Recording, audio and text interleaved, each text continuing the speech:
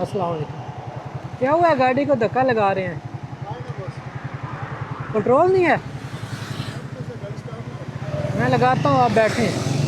मैं पाँव लगाता हूँ, बैठना बैठ जाओ। आगे एक पंप है, वहाँ बैठ जाए आप, ईजी है मेरे लिए।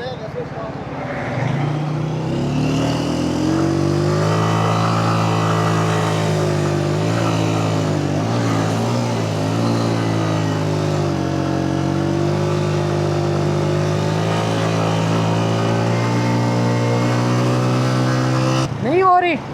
आगे एक पेट्रोल पंप है, वहाँ पे ले जाएं, वहाँ से ठीक करवा दें।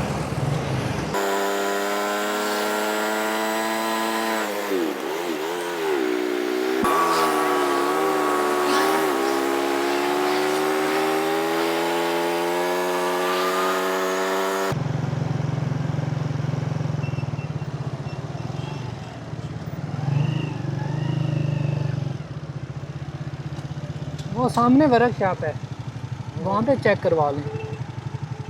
ठीक है, थोड़ा आगे करवाएंगे। न्यूट्रल करें।